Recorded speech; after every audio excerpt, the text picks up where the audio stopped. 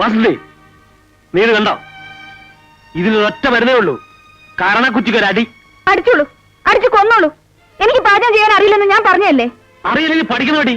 അതിന് പകരം പാത്രം വലിച്ചെറിയുന്നതേ തെമ്മാടത്തരാ. എന്ത് പറഞ്ഞാലും കൊള്ളാം, പാചകം ചെയ്യേണ്ട ആവശ്യമൊന്നും എനിക്കില്ല. ആവശ്യമുണ്ടടി. ഒരു വീട്ടിൽ ഭാര്യയായിട്ട് അമ്മയായിട്ട് ജീവിക്കണമെങ്കിൽ അവൾ പാചകം കൂടെ പഠിച്ചിരിക്കണം. അതിനെ എന്റെ മോളെ കിട്ടില്ല. പാചകം ചെയ്യാനേ വീട്ടുജോലിക്കാരിയെ നിർത്തണം. വീട്ടുജോലിക്കാരികളെ നിർത്താൻ നിങ്ങൾ സമ്മതിക്കില്ലല്ലോ. ആര്? ഞാനോ? എന്താ സംശയം? നിങ്ങൾ ഇവിടെ നിൽക്കുന്നിടത്തോളം കാലം വീട്ടുജോലിക്ക് ആളെ കിട്ടില്ല.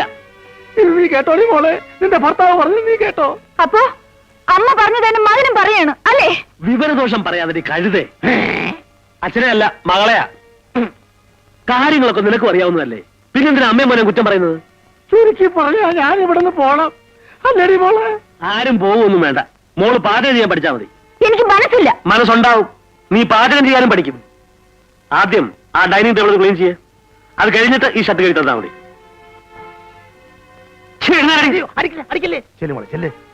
ഇവൻ ആള് റൗഡിയാണെന്ന് എനിക്ക് ഇപ്പോഴല്ലേ മനസ്സിലായത്. ചെല്ലുമോളെ, നീ ആ മേശപ്പുറമൊക്കെ ഒന്ന് തുടച്ച് വൃത്തിയാക്കിയിട്ട് ഒന്ന് ശരി, വാ അച്ഛനെ സഹായിക്കാം. വാ വാ വാ മോളെ.